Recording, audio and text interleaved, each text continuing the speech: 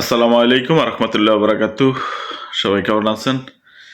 আশা করি সবাই ভালো আছেন। আপনার তো আমিও ভালো আছি। আসলে আজকের এই ভিডিওটা শুধু প্রবাসী ভাইদেরকে নিয়ে কিছু বলতে চাচ্ছি।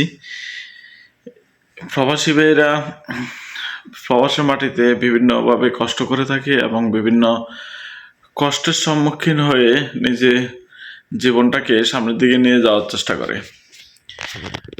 আর এই জীবনটাকেই এত কষ্ট দেওয়ার পর তখনই তারা কষ্ট পায় যখন যাদের জন্য কষ্ট করে তারা এই জিনিসটা না বোঝে। যেমনটা এই যে পবিত্র মাহে রমজান চলে আসছে খুব নিকটে। মাহে রমজানে নিজের ফ্যামিলির জন্য কি কেনাকাটা হবে এবং ভাই বোন আত্মীয় স্বজন পাড়া প্রতিবেশী কাকে কি দিবে, কিভাবে কেনাকাটা করবে, ইফতারের আয়োজন কিভাবে হবে, সব কিছু নিয়েই কিন্তু তারা অ্যাডভান্স চিন্তা করে থাকে এবং টাকা পয়সা ম্যানেজ করে ফ্যামিলিকে দিয়ে থাকে। কিন্তু সব টাকা পয়সা ফ্যামিলি পায়, আত্মীয় স্বজন সবাইকে সব কিছু সুন্দরভাবে মেনটেন করে দিতে পারে, এটা সুন্দর হয়, সুন্দর করে, এটা ভালো। কিন্তু এই যে পবিত্র রমজান মাস চলে আসলো, নিজের ইফতারির জন্য কি রাখবে বাসায়, নিজে ইফতারি কি কিনলো না কিনলো, এই জিনিসগুলা দেখার কেউ থাকে না।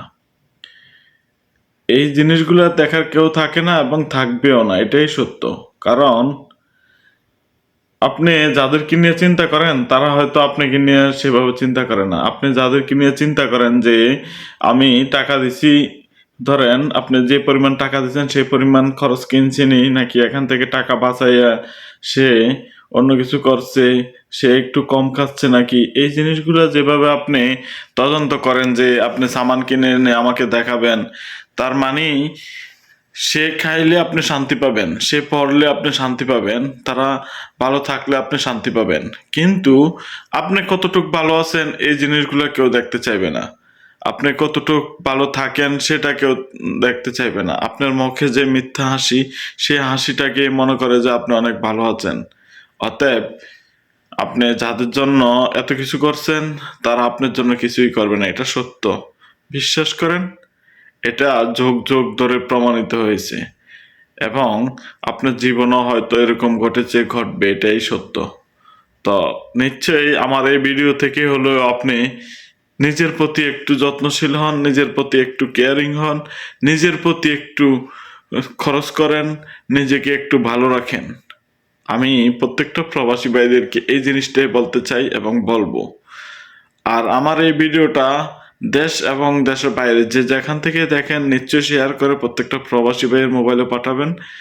আর প্রত্যেকটা প্রবাসী ভাইকে তার জন্য একটু হলো যত্নবান হওয়া উচিত, যত্নবান হবেন। সবার জন্য শুভকামনা রইল। আল্লাহ হাফেজ।